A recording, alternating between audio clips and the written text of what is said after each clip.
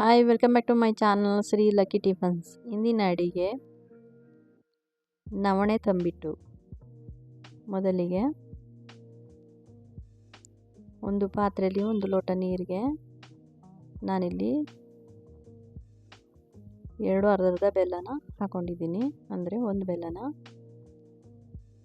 ಅದನ್ನು ಚೆನ್ನಾಗಿ ಕಾಯಿಸ್ಕೊಳ್ಳಿ. ನಂತರ ಒಂದು ಪ್ಯಾನಲ್ಲಿ 2 ಸ್ಪೂನ್ ಎಳ್ಳು ಹಾಕೊಂಡಿದ್ದೀನಿ. ಅದನ್ನು ಸ್ವಲ್ಪ ಹುರಿಸ್ಕೋಬೇಕು. ನಂತರ ಅದಕ್ಕೆ ಒಂದು ಅರ್ಧ ಬೌಲ್ ಕಡಲೆನ ಹುರಿಗಡಲೆ ಹಾಕೊಂಡು ಹುರ್ಕೋಬೇಕು. ನೀವು ಸಪ್ರೇಟ್ ಕೂಡ ಹುರ್ಕೋಬೋದು.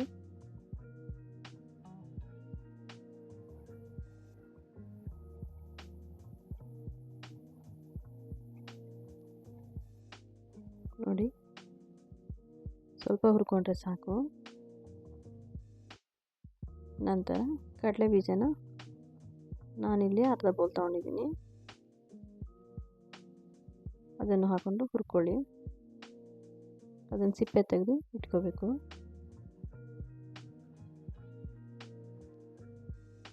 ನಂತರ ನಾನಿಲ್ಲಿ ಅರ್ಧ ಬೌಲು ಕೊಬ್ಬರಿಯನ್ನು ಸಣ್ಣ ಸಣ್ಣ ಚೂರಾಗಿ ಮಾಡಿಕೊಂಡು ಹುರ್ಕೊಂಡಿದ್ದೀನಿ. ನಂತರ ದೊಡ್ಡ ಬೌಲಲ್ಲಿ 1 ಬೌಲ್ ಹುರ್ಗಡ್ಲೆನ ಹುರ್ಕೋಬೇಕು.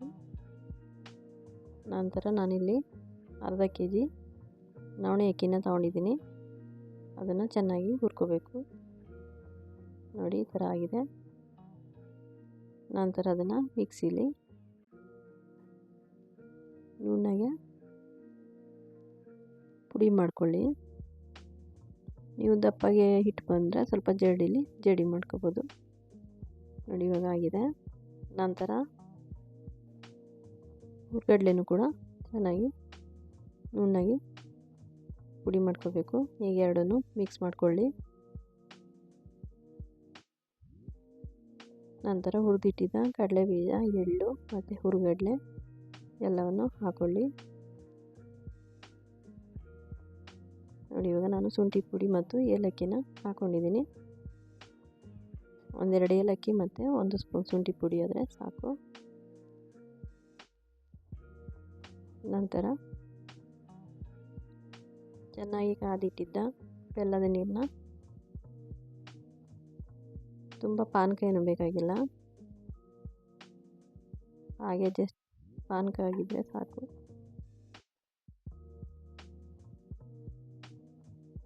ನೋಡಿ, ನಿಧಾನವಾಗಿ, ತುಂಬ ತೆಳುವಾಗಿ ಮಾಡ್ಕೋಬೇಡಿ, ಸ್ವಲ್ಪ ಗಟ್ಟಿಯಾಗಿ ಮಿಕ್ಸ್ ಮಾಡ್ಕೊಳ್ಳಿ. ನೋಡಿ, ಈ ಥರ ಆಗಿದೆ. ನಂತರ ಹುರ್ಗಡ್ಲೆ ಬೀಜನ ಇವಾಗ ಹಾಕೊಳ್ಳಿ. ಕ್ರಿಸ್ಪಿಯಾಗಿ ಬರುತ್ತೆ. ನೋಡಿ, ನುಣ್ಣಗೆ ಚೆನ್ನಾಗಿ ಎಲ್ಲವನ್ನು ಕಲಿಸ್ಕೋಬೇಕು.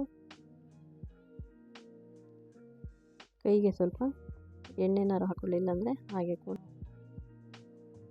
ನಿಧಾನವಾಗಿ ಕಲಿಸ್ಕೊಳ್ಳಿ. ಉಂಡೆ ಮಾಡ್ಕೊಬೋದು. ನೋಡಿ, ಈ ರೀತಿ. ತುಪ್ಪ ಇಷ್ಟ ಆಗಿರೋದು ತುಪ್ಪ ಕೂಡ ಹಾಕ್ಕೊಂಡು ಮಿಕ್ಸ್ ಮಾಡ್ಕೊಳ್ಳಿ. ನಮ್ಮ ಚಾನಲ್ ಇಷ್ಟವಾದರೆ ಸಬ್ಸ್ಕ್ರೈಬ್ ಮಾಡಿ, ಶೇರ್ ಮಾಡಿ, ಲೈಕ್ ಮಾಡಿ, ಹಾಗೆ ಕಾಮೆಂಟ್ ಕೂಡ ಹಾಕಿ. ಧನ್ಯವಾದ.